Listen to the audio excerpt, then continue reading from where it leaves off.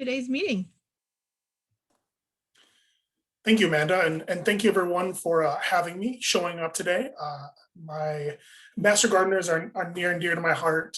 As we'll explain, I spent a number of years at MSU Extension and at Tollgate Farm, and now here at Bowers Farm in my new role. And master gardeners are just essential. So I thank you all for the service you give the sites. They're essential to keeping those places running and promoting plants, food, throughout the state. It's just an awesome program, and as are the people who are in it. So I'm going to talk to you today about another thing that's near and dear to my heart, which is integrated pest management and how can we apply that to the home gardening context. So just briefly about me, my background came up in agriculture, working on farms in the Midwest, Ohio, Michigan, small scale commercial organic farms.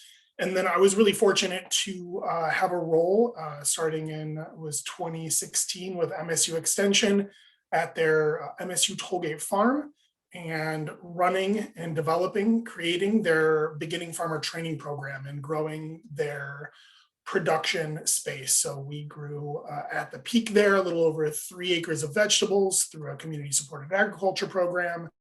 And it is still chugging along in my absence. I've since taken a new role at Bowers School Farm and Johnson Nature Center with Bloomfield Schools.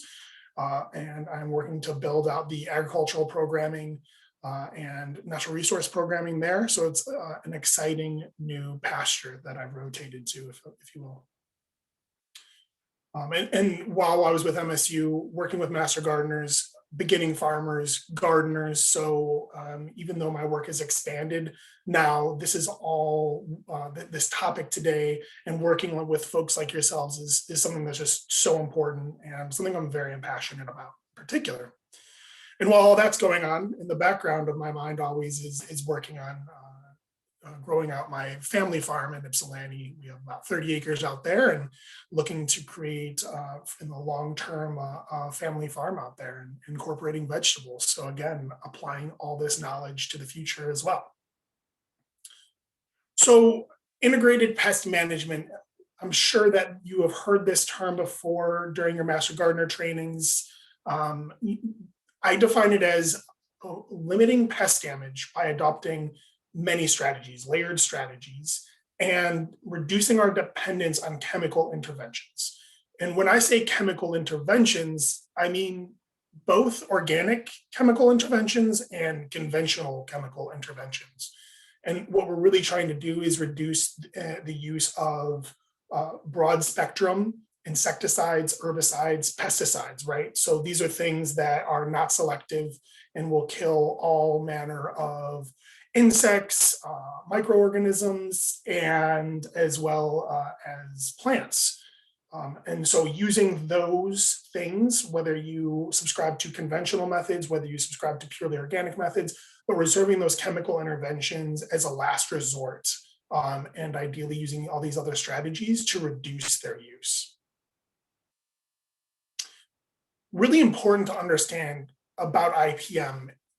It's a system where we have to understand what we're trying to achieve before we get there. And so it's a system that takes knowledge and experience and skill as an operator, as a gardener, and as a grower. And it requires us to be proactive. We're not reacting to problems after they've happened. We have thought about the fact that they could occur or will occur and have planned accordingly. Right. So we're going to understand our pest biology and we're going to use that against them. And I'm going to go into specific examples in a little while here and talk specifically about what that looks like on the ground. It's not a silver bullet. You know, some of these pests are really prolific. Many of them are invasive. And so we're going to try to reduce their damage. We're going to mitigate it as much as possible, but we might not eliminate that damage. We might not be able to eliminate that pest. And so this is a new school of thought. It's understanding the pest biology and pushing it or preventing it at key moments, but doing the least amount of intervention necessary to get that crop to either market or to our plate, right? If we're gardening at home. So we're gonna talk about what all that looks like. But first, I want to start with maybe a pest that you haven't traditionally thought as a pest, which is weeds. Weeds are a really, really important pest, and weeds are the number one cause of chemical interventions, right? So when we look at agriculture as a whole, herbicides are used more than all pesticides combined in terms of weight. So controlling our weeds effectively will allow us to reduce herbicide use. Now, a lot of folks might not use herbicides in their home gardens, but still struggle with weed control. So if you leave here with nothing else, hopefully I can spur you to be passionate and on top of your weed control, because that's really what it takes, right?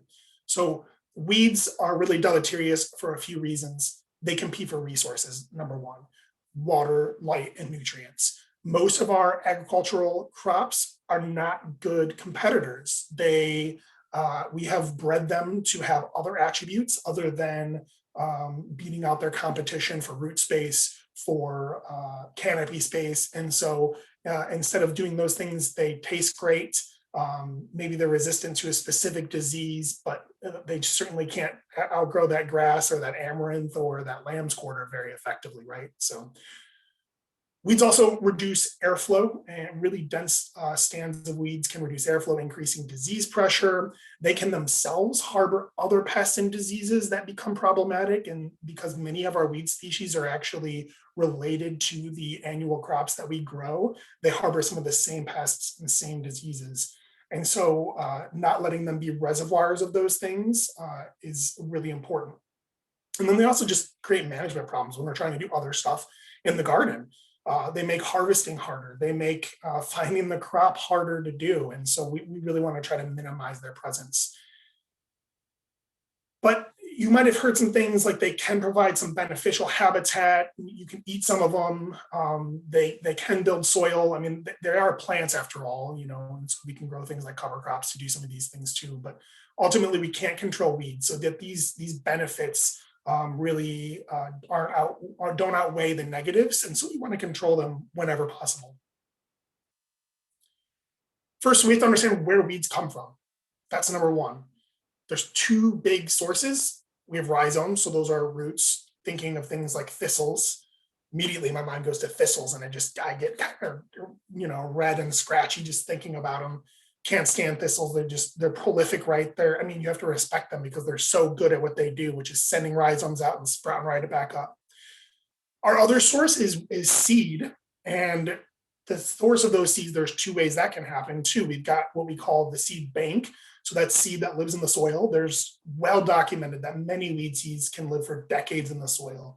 20 years is pretty standard for many weed species, and it's not unheard of to have weeds sprouting after 30, 40, 50 years as well.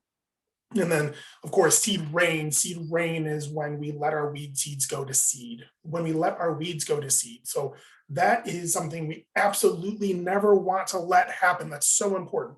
No matter how bad the weed situation in your garden gets, we never want to let the weeds go to seed. We don't want to let the weeds go to seed elsewhere in the yard or the growing space. If you're in a community garden plot, we don't want our neighbors' weeds going to seed. So taking measures, even if they're aggressive ones, even if it means losing the crop, and not letting those weeds go to seed, because we can't. One of the key tenets of weed control is reducing the amount of weed, the weed seed bank. So if we have constant seed rain, it's like they're making constant deposits in that seed bank. Well, we can't draw it down. And that makes it really hard to manage when we have dense mats of weeds. So making sure nothing goes to seed by mowing it. If herbicides are necessary, those can be used. Hand pulling certain problematic species that are close to going to seed, that's really, really important. There's a few ways we can kill weeds. There's obviously physical damage, right? So you think about things like pulling weeds. You can mow certain species, and cultivating. That's the central tenet of organic weed control is cultivation, disturbing them, exposing them to sun and wind, and letting them dry out, particularly at their younger, more vulnerable stages. A larger, more established weed can survive out of the ground, or it can survive to damaged state more readily. So getting them when they're younger. And then there's another method that's really interesting, and that's starving them of light. And we primarily do that with tarps, but also to some extent with mulches. So the most important part of weeding is when we do it, and that's early and that's often. We can't control weeds very well once they have grown to about 2 to 3 weeks old. They grow very quickly. And at that point, when they're 2 to 3 weeks old, they've started competing with our crop for those things: nutrients, water, light, all the things that our crop needs. And they become harder and harder and harder to manage. So what we want to do is we want to get on them quickly. In fact, we want to do it when we can't even see them. So the weeds there are what we call, they're in the cotyledon stage. They're actually just past the thread stage. They're starting to get, they're starting to put on growth above ground, and they're going to start very quickly becoming hard to manage. That's grass. Those are monocots. And so they're going to be have very aggressive root systems and become increasingly more difficult to control. So when do we weed? 2 weeks after our last disturbance at the latest. So if you're going to till in your garden, this would be 2 weeks after you till. Doesn't matter whether there's a crop in there. Doesn't matter if you've watered or not. Weeds don't need much water, and they don't care whether you put the plants in or not. They will start to grow. They will germinate and they will emerge. They will establish root systems. So we need to do that no later than 2 weeks after the last disturbance, and that could also be the last weeding event. Ideally, we're weeding when it's dry out, particularly that soil surface. So if we go out there and we weed and it's about to rain or it has just rained, we're not going to be nearly as effective, right? There's a really nice moist environment for those weeds to reestablish very readily. They're not going to dry out. That's the main mechanism, right? Whenever we impart damage, they dry out and that kills them. So moisture is the enemy of good cultivation. And we can time this too. If we don't have ideal conditions, if there is moist soil, we can try to target weeding for midday. And ideally there's some sun, ideally there's some wind, so we can dry them out, even if the soil still has some moisture in it. So we're gonna use all of these strategies: weeding them young, weeding them often, weeding them when the conditions are right, to more effectively kill them. So thinking about holistically weed management in terms of our whole system, tillage can be a really effective tool for killing weeds, right? It's our reset button. We've used it forever to just hit a reset on a plot that we've lost control of. Well, it's great for that, no doubt. It can bury debris, it can kill existing weeds, it can chop up rhizomes so that they don't survive. The bad news is, right, that it pulls up and disturbs the weed seed bank. And also it takes weed seeds that are on the surface and deposits them down in the soil. So the next time we till, we bring those up as well. So we need to be cognizant of that when we are tilling, and understand that if we till a spot that we haven't tilled in a while, we're going to have a flush of weeds because we brought up fresh weed seed. We're going to use hand tools. And when I say hand tools, I don't mean that we're going to get on our hands and knees and get down there at the level of the weeds. If we're at the level of the weeds, we're moving slowly, we're hurting our backs, we're hurting our knees, we're probably not having fun, which means we're probably not going to do it very often, as much as we should at least. So we want to use long-handled tools.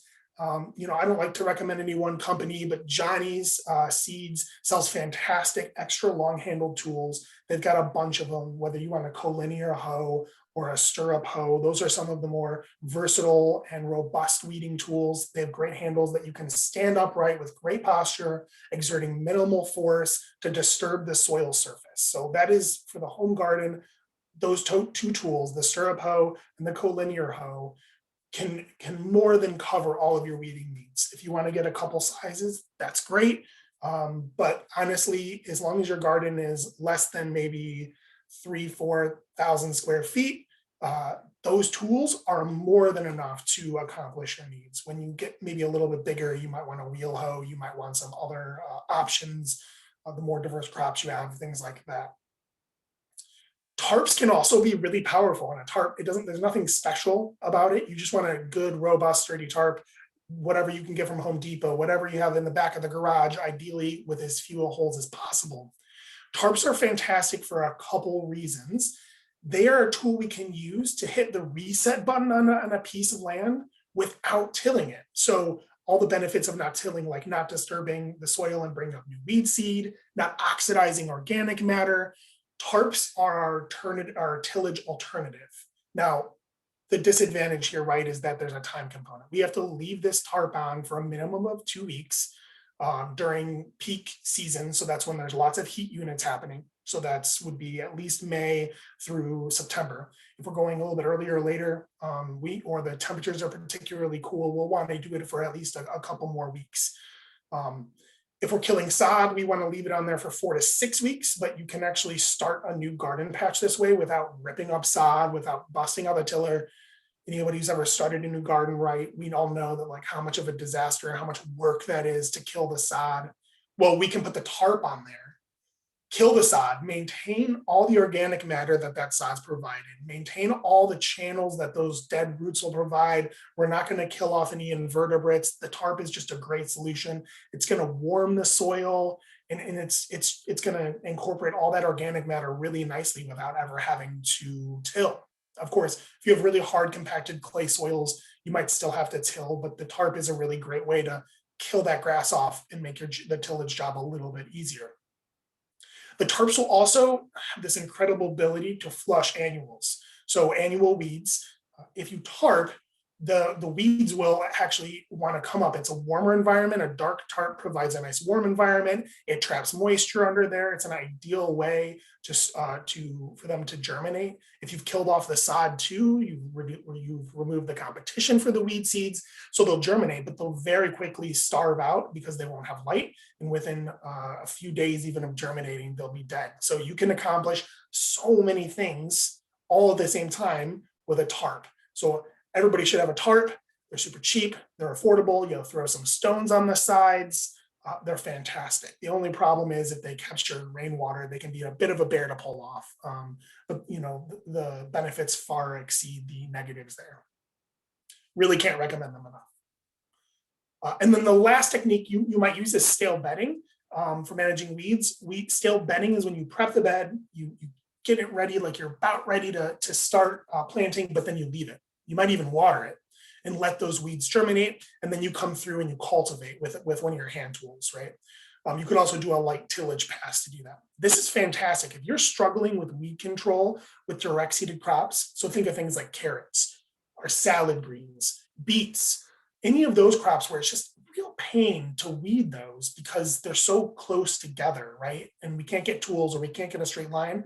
Try stale bedding a couple times. You could even stale bed 2 or 3 times in succession. Get those weeds flushed. Once the weeds in that top layer have flushed, they tend not to, you can actually exhaust the top 1/2 to 1 inch of soil. And since we're not going to disturb the soil deep down and bring up new weed seed, we can actually reduce the amount of weeds that will germinate when we actually intend to plant our crop. So that's a really great tool to have in our kit. I'm going to stop real quick. Were there any questions in the chat?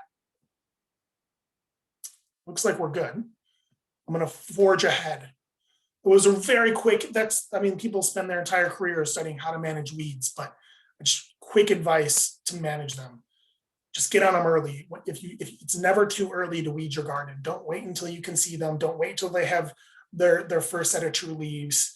Don't, if you're standing 10 feet away and you can see a weed, it's already too late. It's already too large. Doesn't mean you need to till it all in, but you needed to be weeding before that, when you could barely see the weed, or even before you could see the weed. And that's basically what we're talking about here, is just all of the strategies we can use. Kill them when they're small, not big, they're more likely to die. Have good soil preparation. High organic matter can make it easier, less prone to crusting, makes it easier to hand weed. Straight rows make it easier to get really close to the row and go a little bit faster. We focus on killing, making sure nothing goes to seed. That means we have less of a seed bank, and we can actually work at chipping away at that seed bank, meaning there's less weeds to kill. And then again, we can't let them go to seed. That is just the number one crime we could commit in this whole thing, is letting our weed seeds go to seed, letting our weeds go to seed.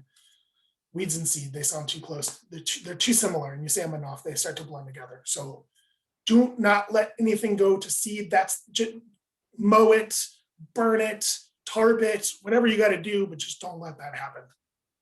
Well, we did have one quick question about Great. what state to tarp. How early in the spring should you start that? Excuse me. It's all heat dependent. So really, you could actually throw the tarp on now. I experimented with this last spring, and I put tarps down. I believe it was as soon as the snow melted, right about here. And you need more time because you need more heat units. But the grass, so like let's say you're tarping sod right now. That's your goal, is to tarp some sod. You can start putting that down now. The sod is going to start waking up. Our grass is starting to wake up.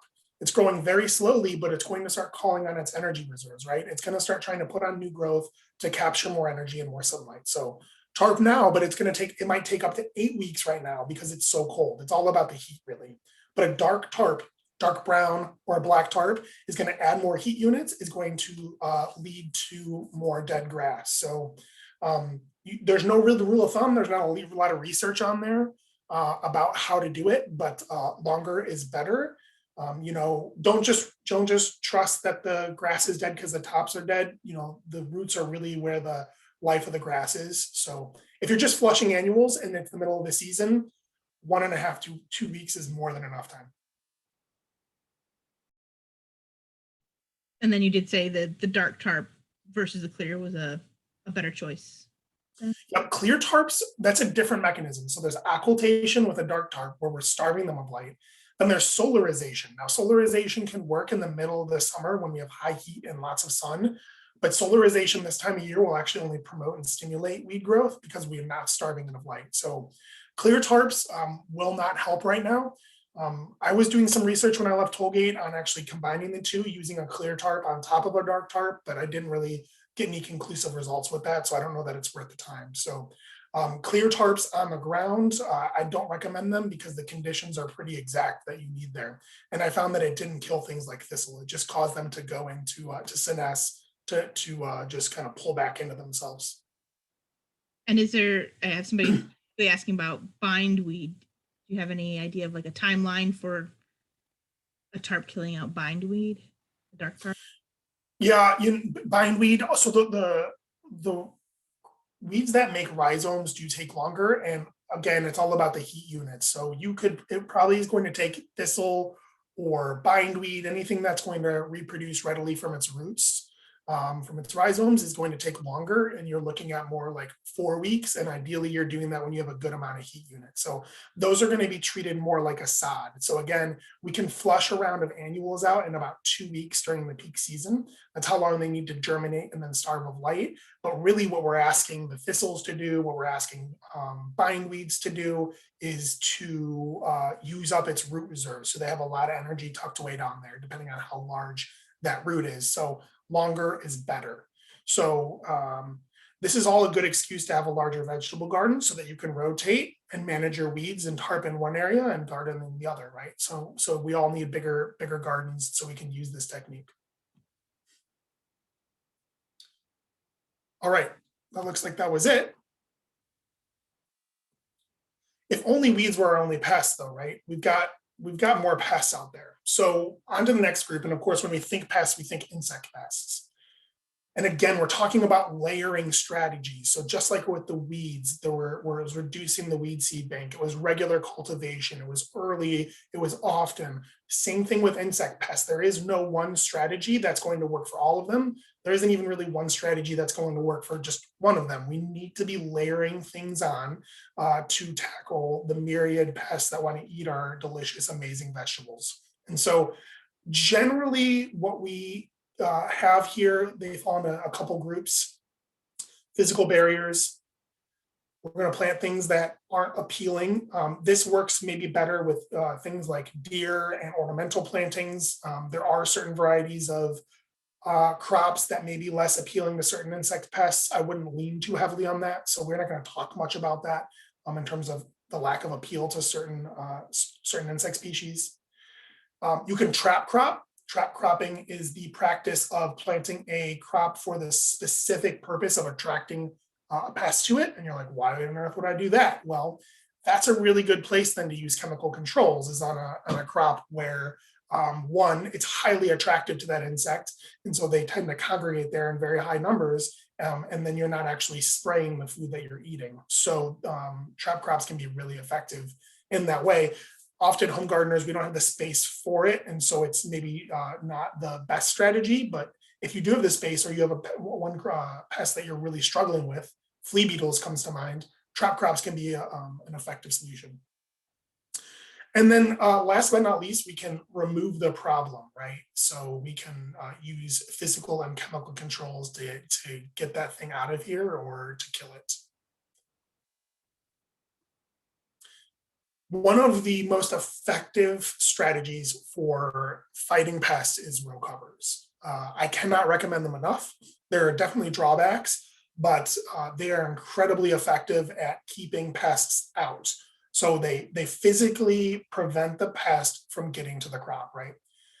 They have some ancillary benefits and maybe some challenges as well, which is that they can actually provide protection from the climate. So early in the spring, late in the fall, they provide a little bit of extra heat.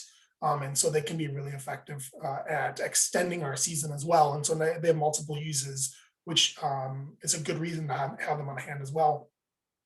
They can help retain water. I found that crops under even a light row cover tend to stay a little bit more moist, but they are breathable. So they do allow air to pass through. They do allow water to pass through. Obviously the biggest con is that they can, depending on the thickness, we'll talk about that in a moment, they can be pretty fragile on the lighter end of things that we use for pest control. The heavier ones we're going to tend to use for climate control. And so those are more durable, but we're not going to throw one of the heavy weights on our crops in the middle of the summer. And they get more expensive the more they weigh, or the more we use them. They can get a little bit pricey. It does block light. I found that that's not too big of a deal. I mean, maybe in the middle of winter growing, that's a challenge for some growers. Perhaps the biggest con, and I don't know why I didn't put it down here, is that when we have the row cover on, things are a bit out of sight, out of mind. And so what I found is on crops that we have row cover on, we tend to miss our ideal weeding times.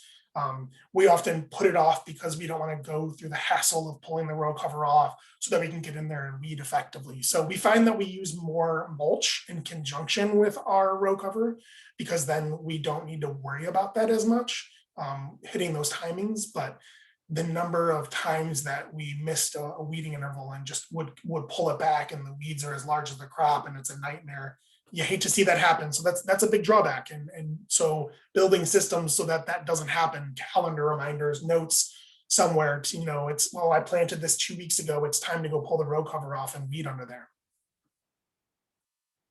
Quickly, comes in all different weights. AG Agribon is the brand that I've often used. There's a bunch of different brands out there. They have various ways of denoting their weight, but the lightest ones, which are around a ½ ounce per square yard, per square yard, they let most of the light through. They're very light. They don't provide a lot of climate protection. They are the least durable. They are the least expensive, but they are the most effective at keeping pests out, because we can use them year round without increasing the heat units too much. And that's important. So something to think about if we're using it in the middle of the summer. We want to use the lightest one possible. And then it goes all the way up to some pretty heavy stuff that you could borderline, sleep under in the fall outside, because they're just pretty heavy stuff. Installing row cover is one of the aspects to using it most effectively. So first, we're going to, obviously, we're going to prep the bed. We're going to plant the crop. If we're going to use drip or mulch, we're going to do that before we plant the crop. We'll install our hoops for certain crops. So hoops, you can use a wire hoop. I use like a 10 gauge electric fence wire, nice sturdy wire. It doesn't have to be super heavy duty. Sometimes people have used conduit, metal electrical conduit. And you get a whole hoop bender, and it's this whole thing. They're hard to get in the ground. Those are mostly meant for winter weight row covers. So when you're trying to overwinter crops, you'll use those, but they're really not worth the hassle when we're just dealing with these insect weight row covers. So just go ahead and use the wires. You can just poke them right in the ground manually, very quick and easy to install. If you're doing a direct seeded crop, something like an arugula, a spicy mix, you don't need the hoops. And once the crop has been in the ground, so let's say you're transplanting in kale or cucumber, usually once that crop's been in the ground for 2 weeks, you can actually remove the hoops. So what we've typically done is we remove the hoops after our first weeding, right before the first weeding, we pull the hoops out. Makes weeding a little bit easier because you don't have to navigate around the hoops that make it difficult to go right down the center of the bed. Then you just lay the row cover back down directly on the crop. So the reason for the hoops really is the weight of wind buffeting it. Even though it's very light, it doesn't take much, as many of you know, to damage a tender new transplant. So we want to use those hoops to keep the weight of the row cover off of them, so that when we do get wind, it doesn't snap stems, it doesn't break off leaves and expose that transplant even more. You can use the hoops with mulch, so that's a great thing. When I say mulch, I'm including synthetic mulches, plastic mulches, paper mulches, things like that. Like I said, if you're transplanting direct seeding, you can just go ahead and put the row cover directly, or sorry, if you're direct seeding, go ahead and put it directly on there. So arugula, things like that, we don't need to use hoops. Little tip is to always install the weights. So you can use stones, sandbags.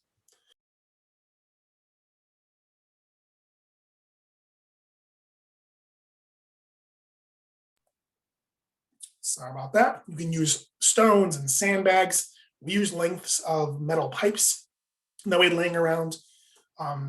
Always install that on what we call the windward side. So if you put your back to the wind, and then the row cover should be in front of you, and then that naturally allow the row cover to billow out in front of you. It makes it very easy. If you do it the other way around, send me a video because that would be pretty fun to watch. I'd love to see how you were able to do that. And you can use soil to weigh it down on the heavier weights. I really don't recommend using soil as a weight on the lightest weights. So that insect weight, what I've found is when you go to pull it up, when you go to lift the soil off, because you can't scoop the soil off by hand. That doesn't make sense. It kind of flattens out. You would go to grab the row cover and kind of shake the soil off. Well, more often than not, that soil's been wet from irrigation or rain, it weighs more, and you readily rip and tear the row cover. So on those light weights, really do like using either stones or bricks, as in this photo. You can see there's, it doesn't have to be very fancy. Just make sure you're weighing it down so the wind doesn't billow up, so there's no gap, so that obviously the insects can't get in. That's the main thing.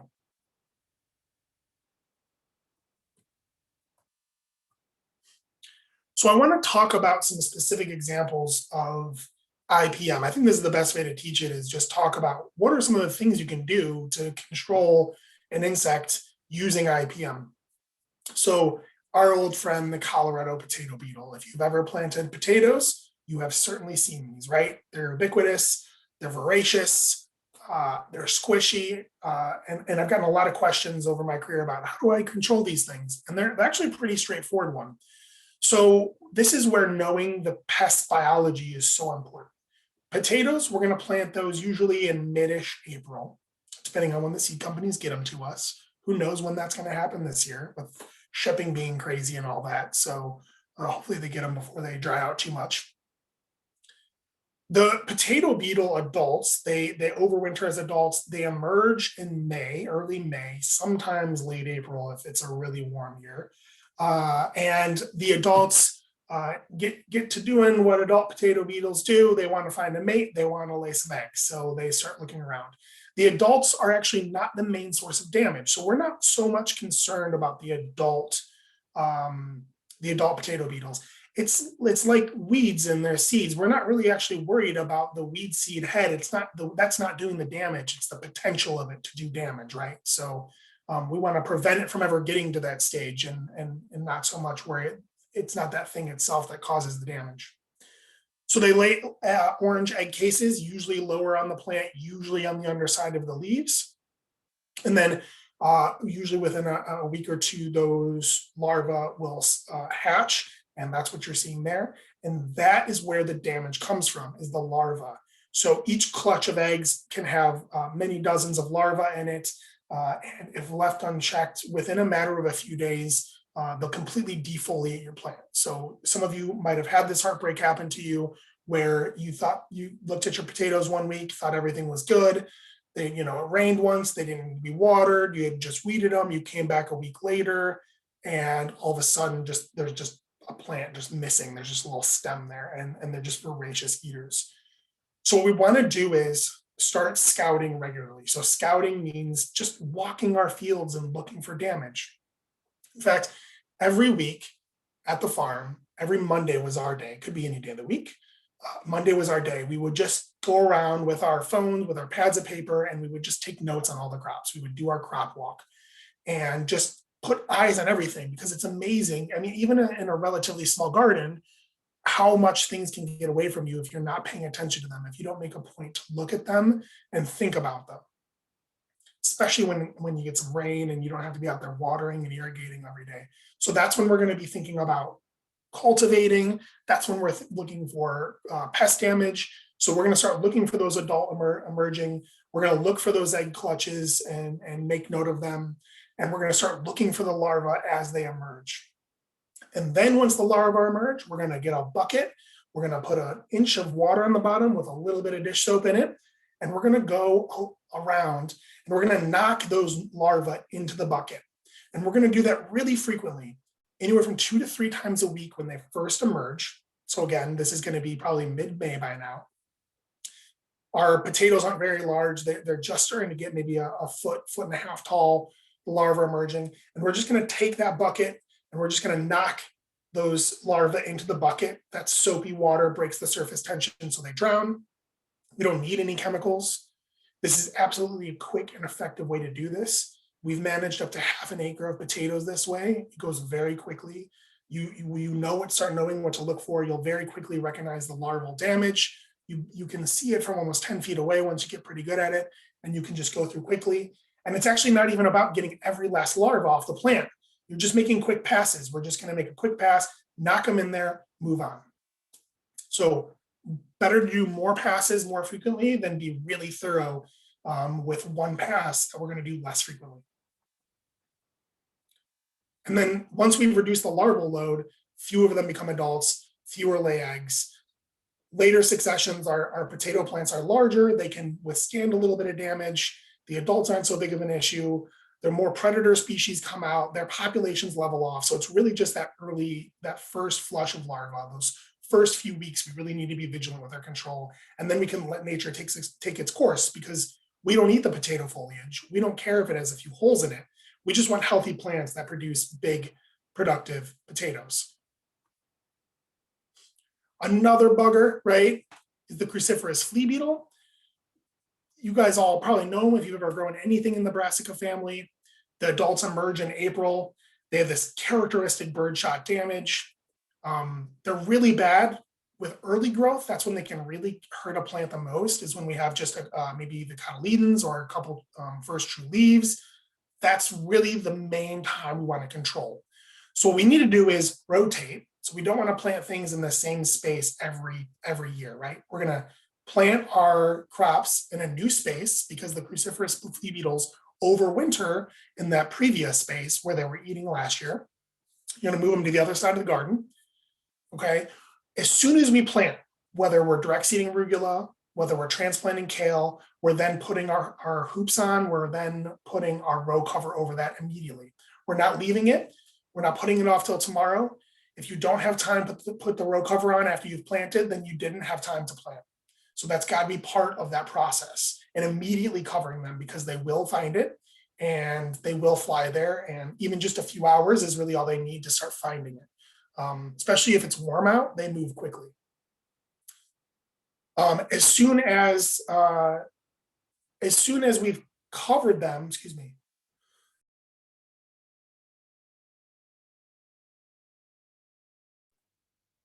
Once we cover them, we want to keep them covered unless we're in there weeding or doing something else like harvesting. For something like kale, excuse me again.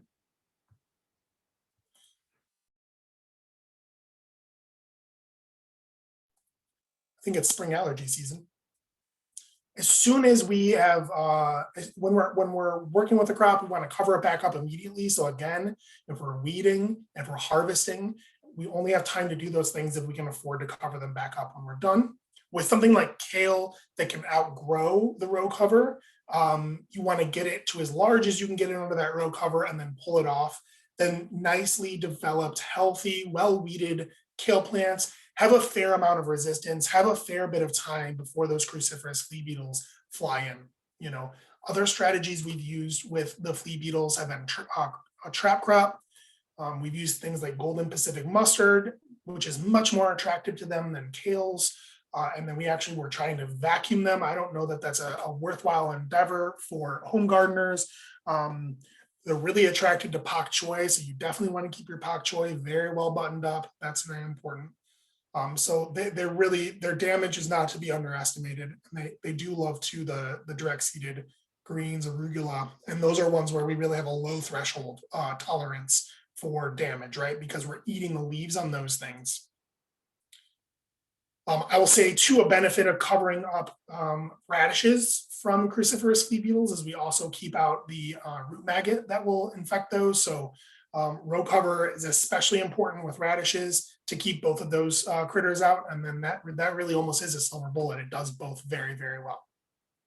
But again, understanding the pest biology, making sure we're rotating, making sure we're putting it on right away, those are really important aspects of using row cover.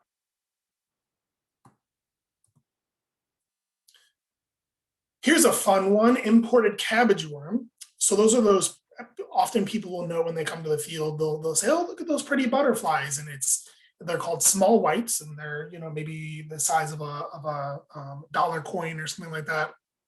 And they flutter around innocuously. And just like the Colorado potato beetle, the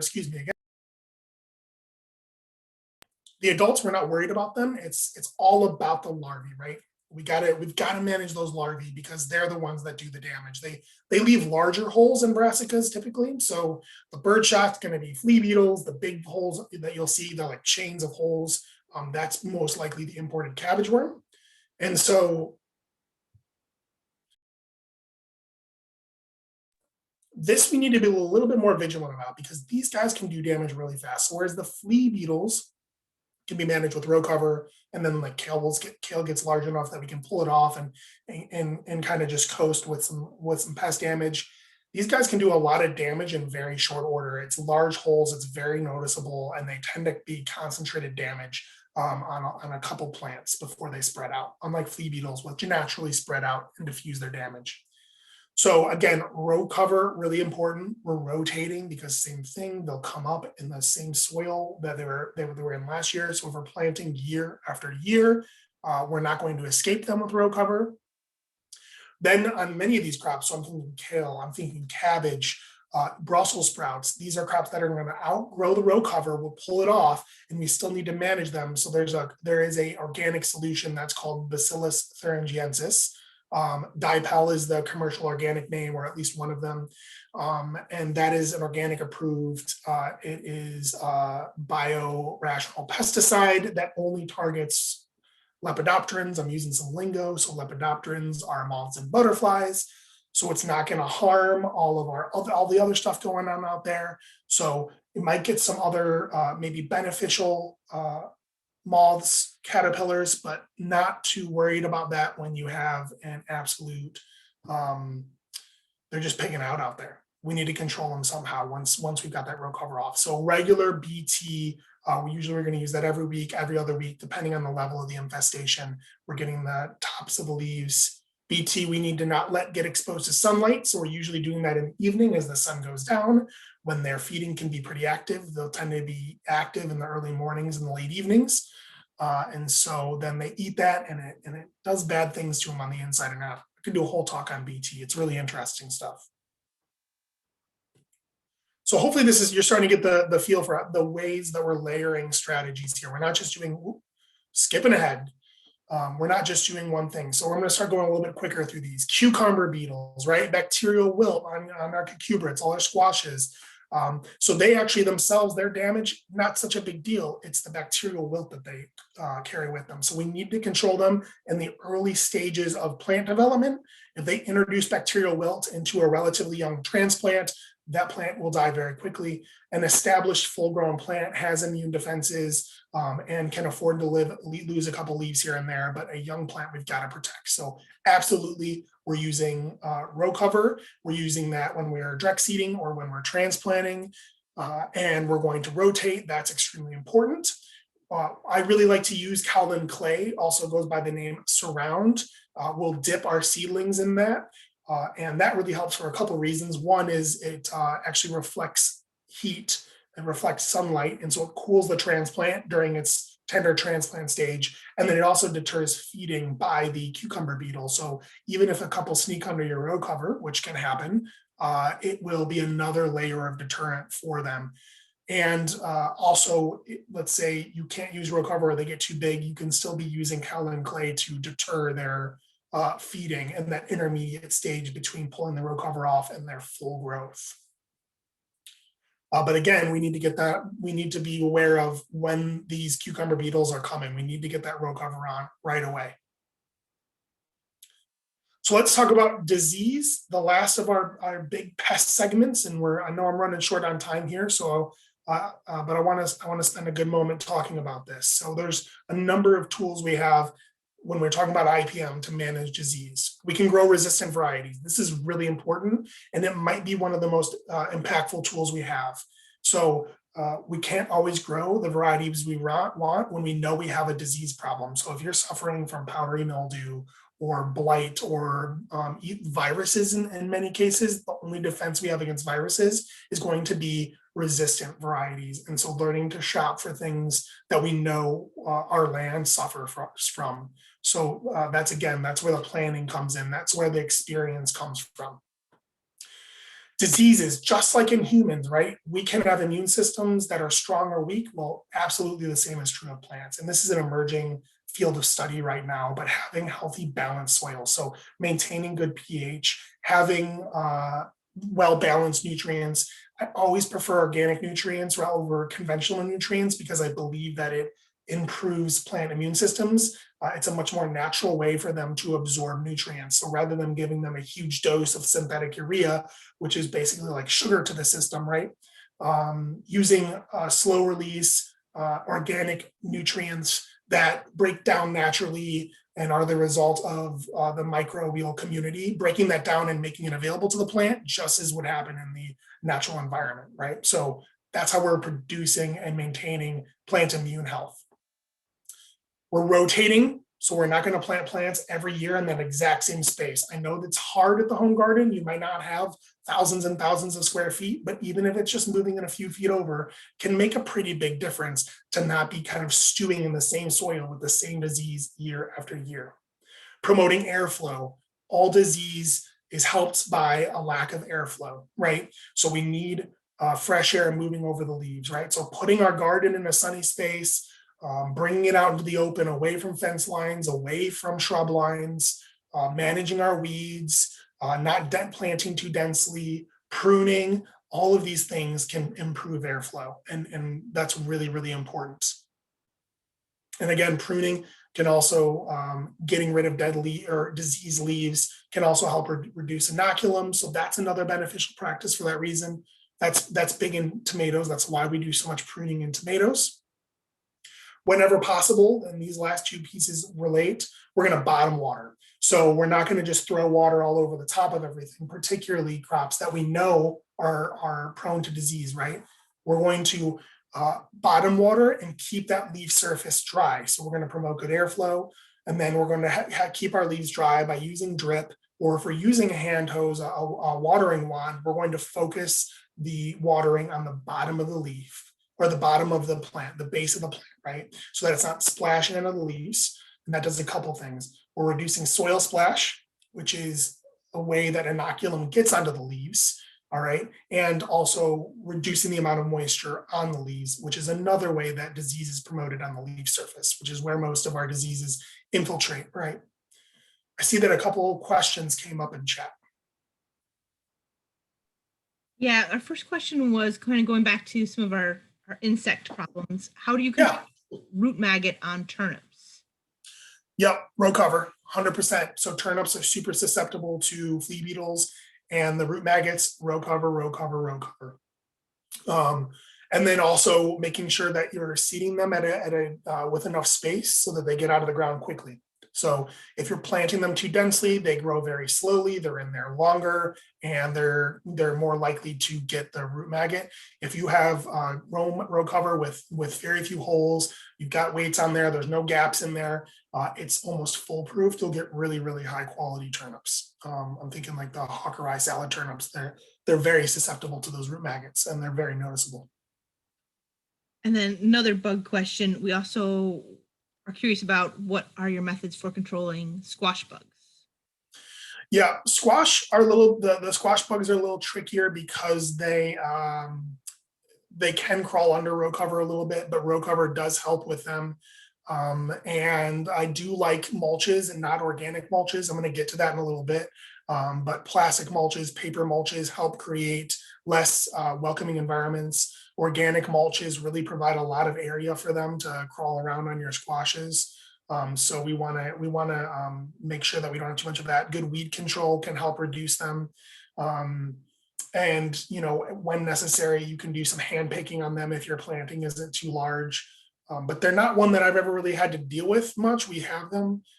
They happened. They bothered the cucumbers a little bit, but they never got to the point where we really needed to manage specifically for them. So hopefully you can look into some resources here that I have later on for using IPM with squash bugs to look more intensively into how to control those specifically, because really, I get a lot of questions about how to manage this or how do I manage that. If I've never managed it, or I haven't talked to somebody, who's really dealt with it and talked to me about their methods, I might not be aware of the best methods for that, because it is trial and error.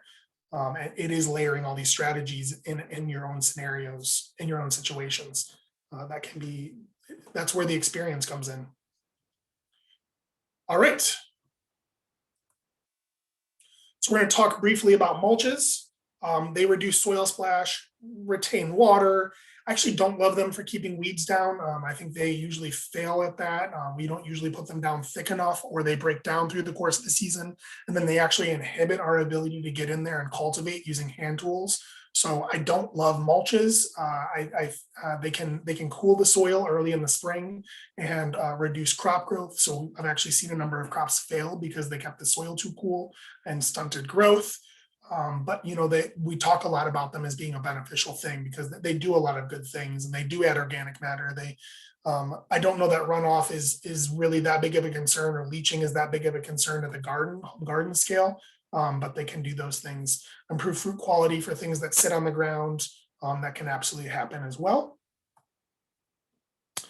Organic mulches, you hear a lot talked about as being kind of an aspect of responsible gardening or responsible organic gardening. But again, I don't love them because one, you need a lot of them. They're just bulky. It takes a lot of time and energy to apply. And that just really sucks up a lot of time. And then you have to usually either remove them or till them in at the end, or at least reapply them to really continue to get good weed control with them. And like I mentioned, you get later soil warming. So they in themselves can often provide weed potential, especially for using something like straw or hay. Hopefully never use hay. Hay is really not a good mulch. Straw is a better mulch, but still can introduce seeds itself of the crop that it came from. So I don't love that either, because then again, if it introduces those weeds, how do we manage those things? If you're going to use any organic mulch, I'm always a big fan of chipped leaves, so shredded leaves. A lot of lawn care services will use those. Sometimes there's grass mixed in. That's great. Those break down quickly. They don't mat. They usually stay fluffier than whole leaves. Whole leaves will mat and create a mucousy layer that compacts down and is not fun to work with and not good at its job. So shredded leaves spread easier. They stay fluffy. They keep air exchange going with the soil. And they do a lot of those jobs that we want out of mulch without too many problems. Wood chips, we don't want to use those in the beds. We can use those in the pathways, but same problem. They can make weed control difficult because we can't use our hand tools. So we're relegated to hand pulling weeds, and that is just a waste of time. If we're hand pulling weeds, we're moving slow, we're on our hands and our knees, we're bending over and stooping, and we're not enjoying it, we're not moving quickly. So if you have high weed potential, if you know you have a big weed seed bank, you might stay away from organic mulches in the beginning. As you start to get that under control and you are able to make your passes, get that weed seed bank down, prevent them from going to seed, you might start slowly introducing organic mulches. In the meantime, you could use synthetic mulch, which does a lot of the things that that organic mulch does, but without some of the drawbacks. So it heats the soil. It's fairly easy, to apply and remove. Reduces soil splash. Doesn't tie up nutrients. Of course, it has a price to it. We pay for it, and there's also the waste aspect, and that's a lot of us garden to reduce waste and reduce costs. So that's not to be ignored. And that's an individual decision. One thing I always tell home gardeners to think about is that if you're growing your own food and you're doing it effectively and you're doing it efficiently, imagine all the food that you're not buying and all the waste that you're displacing by not buying food at the grocery store and all the shipping waste. So while it might not feel good to throw away plastic mulch, if you're going to grow tomatoes more effectively, or even just be able to grow something like tomatoes or other crops, if you didn't use it, you're definitely saving so much waste by doing that. So it might not be the number one enemy. Something to think about. And I'm just breezing through this now. There's a bunch of different options with plastic mulch. I recommend the black plastic to start with that. There's other stuff out there. I don't recommend biodegradable. It's not biodegradable. It's 70% corn, 30% petroleum. The corn breaks the petroleum down into really tiny pieces that you just can't see. It didn't biodegrade. It just got really small and it's still in your soil. So there's a reason that it's not approved for organic production, and I can't recommend it. Paper can be used. It's expensive, much more expensive, but it does biodegrade. It's a little bit trickier to work with, but it lets water through. So if you're willing to work with the expense and the little bit of hassle with paper, it can be a good option. There's other stuff. There's funny colors. There's infrared transmittance. Don't worry about it. Just stick with black plastic if you're going to go with the synthetic mulch. And then last, I want to round it out with, I know I'm at the very end here of my time, and so I don't want to go over and take too much more of your time, folks, but a couple examples of how we manage disease using IPM. So early blight in tomatoes, ubiquitous. If you've grown tomatoes, you probably had early blight, right? It affects other crops too, but we really see it most drastically in tomatoes. So it's a bacterial disease, starts in the lower leaves and can infect the fruit, really makes the plant look sickly and reduces its production later in the season. We typically see it become a problem after the first heavy rainfall of the season. And so what we want to do to prevent this is a number of things, right? We're going to use a mulch to reduce soil splash. We're going to prune and trellis to get that tomato up off the ground and get the leaves that are close to the ground, get them out of there so that there's no surface for the soil to land on, right? For the inoculum to land on.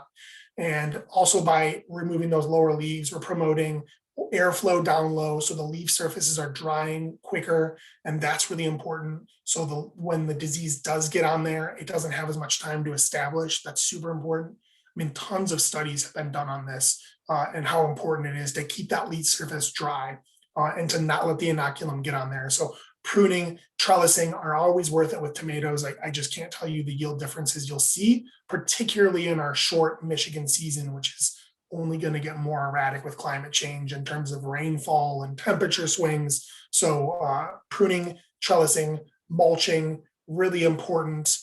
Serenade is an organic product. It's kind of, think of it like a probiotic. It competes for leaf resources with the disease organism. And so it is itself a bacteria, and it will use up light, air, nutrients on the leaf surface and not let that disease get as quick of a start. So once we've done all our pruning, our trellising, our mulching, and the rainfall starts coming late in the summer, when we have the fruits on it, we're going to go ahead and start doing Serenade every couple of weeks. And it's completely safe to work with. So it's a really great option. Powdery mildew, another one that we all know and love, right? It's really prevalent in cucurbits, but we will see it in many different types of veg. It's in the soil all the time. We can't escape it. And so it's a problem we deal with year in and year out. And it doesn't die off like downy mildew, which is, you might have heard, that tends to die over winter, but the powdery mildew, it sticks around. So the number one defense we have with powdery mildew is variety selection. So choosing varieties that are powdery mildew resistant if you know you have problems with it. That's going to give you a couple more weeks or a week and a half at the end of the season for that fruit to ripen. So I'm thinking specifically about pumpkins and winter squash, where if the powdery mildew grabs it too early, we don't get the fruit. The fruit doesn't ripen on the vine, right? And the leaves die back, we get sun scald, disease infects the fruit, and we just don't get our pumpkins, we don't get our winter squash. So we're going to use resistant varieties. That's going to carry us a little closer to the finish line. We're going to make sure we're bottom watering. Drip tape, so important for cucurbits. So I'm talking about cucumbers, I'm talking about summer squash, winter squash, all of those. Drip tape is a phenomenal advancement for these things. You can make systems that work at a home scale, a small garden scale. So absolutely do bottom water. And mulch is really effective too. Although I'll say that once it canopies out, the mulch is less important perhaps, because the leaves will reduce the energy of the falling irrigation or rain droplets. But early on, mulch can be really effective in getting those seedlings started.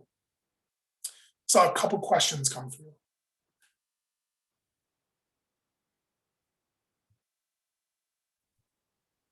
We had one question on Serenade. It was more of a comment than a question, said that they thought they were going to ask people to sing to their tomatoes, and there's emerging research about acoustics in plants, and I don't know that I subscribe to it, but there are people who are researching it, and so I'm curious if anything ever comes of that. So hey, if you have the time to sing to your plants and that's what makes you happy, then please, by all means, go for it. I say all kinds of things to the plants, especially when I'm out in the field. They know all my thoughts and feelings, right? So that's a bit of our therapy. So why not? So some really good resources, of course, your Master Gardener. So I don't need to tell you about extension.org. You all know that that's a great resource where it searches only extension agencies around the nation. So you're going to get high quality research. You're not going to get those Google articles like 7 things to use in your garden this season that are just full of mostly nonsense. Maybe there's some good advice. So I really love a good extension search when I'm starting out and trying to figure a topic out. If we're talking about just insect and disease management, Cornell has a fantastic series of guides. If anything, they probably have too much information, but that's just a wonderful resource. And then there's also the SARE. If you're not familiar with SARE, I love SARE. Their book section is just phenomenal. They're free organic agriculture textbooks on all kinds of subjects. But one that I really recommend is their crop rotation on organic farms. If you've ever wondered about how organic crop rotation works and you have 170 pages of time, they'll go into it. But at the end of that publication, there are a number of charts and tables, and they lay out all the common and most widely known, and by that I mean there's hundreds of them, probably every disease and pest you'll ever encounter on your own in your own garden. They lay out what they are, they lay out if they can be managed through rotation, and a bunch of other resources down there. So please do take a look at that particular publication. That's going to help you learn a lot about how to manage your insects, your diseases, your pests. And that's all I have for you, unless there are more questions for me.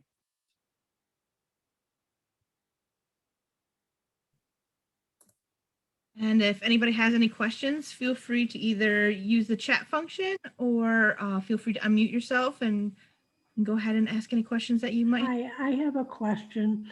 You're talking a lot about tilling, and I'm very concerned about the microorganisms and their ability to keep on reproducing in the ground. So I've been loath to cultivate as much as I might have done in the past. So I wonder what comment you have on that.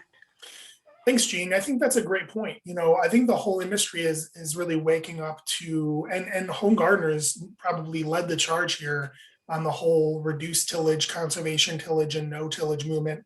You might hear words like no dig used in gardening. And so you're right, we're really understanding more and more the deleterious effects of tillage. So I want to distinguish though, Gene, between tillage and cultivation. Unfortunately, the agricultural community has a bad habit of just throwing words around.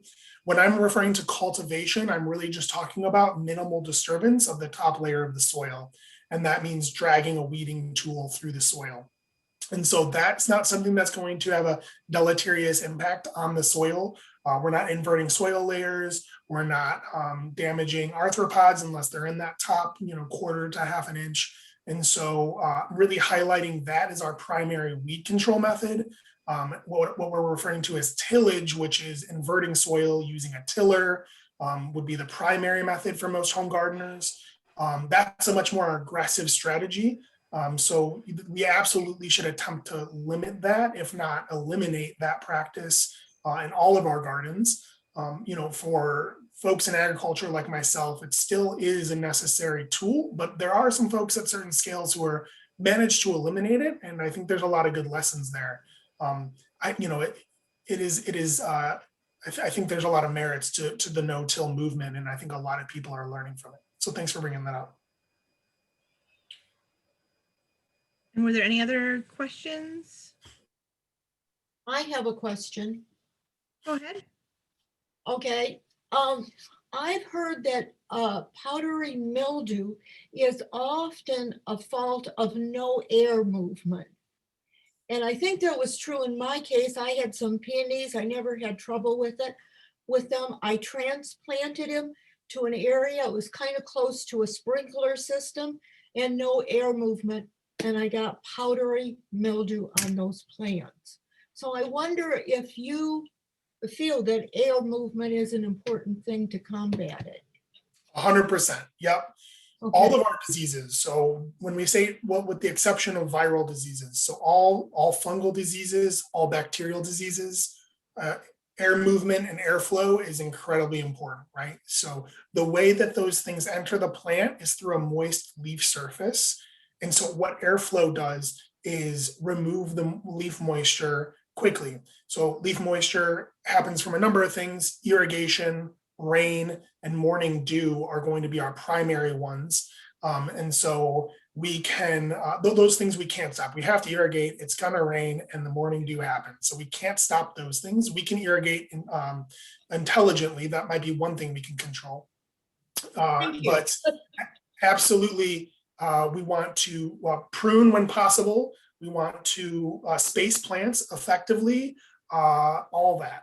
So yes, absolutely promote airflow whenever possible. I can't speak to peonies, unfortunately, and what pruning them looks like, but planting them away from fence lines, if you can, I'm thinking of like a solid fence would reduce airflow. Planting them out in the sun, that the sun dries things out quicker. So those are all important. Yeah. Thank you. Yes, absolutely. I'm seeing a question here about pollination.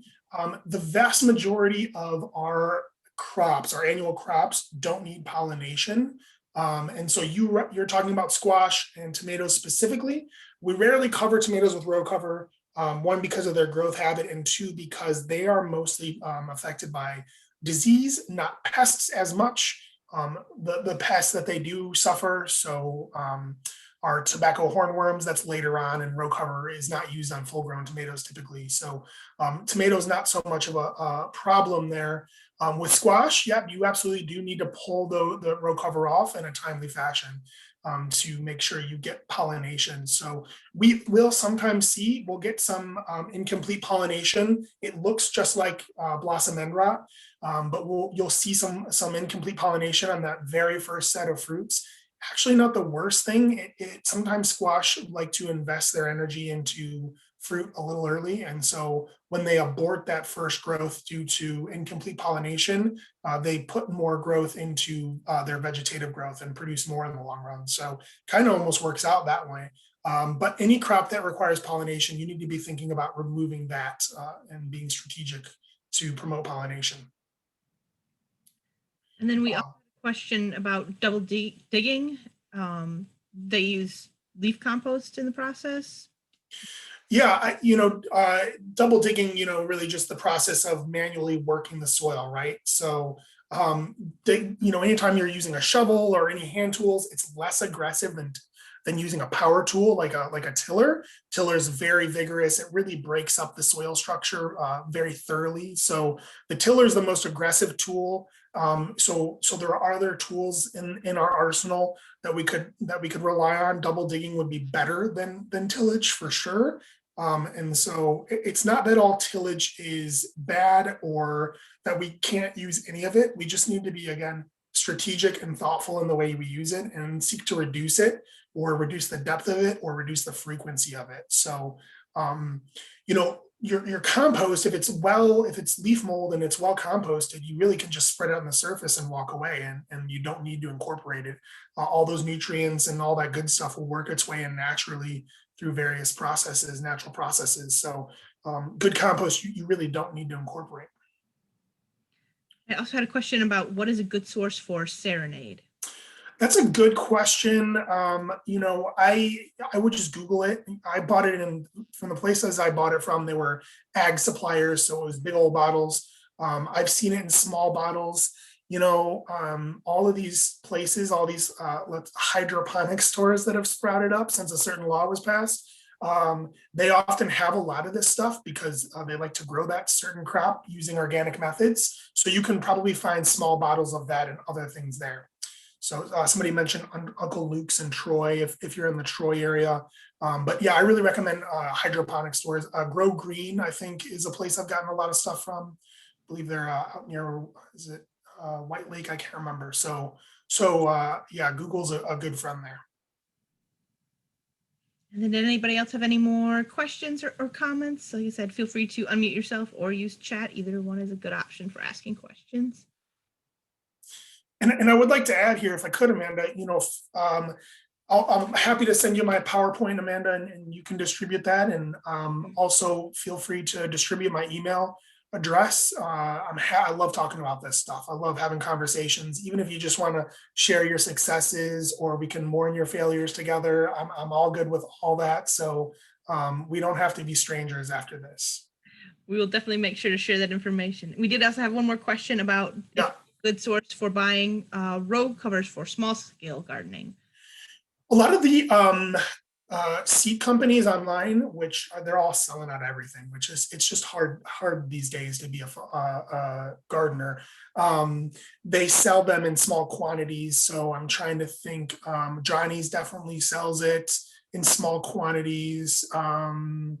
Who else? Yeah, unfortunately, it's mostly online businesses.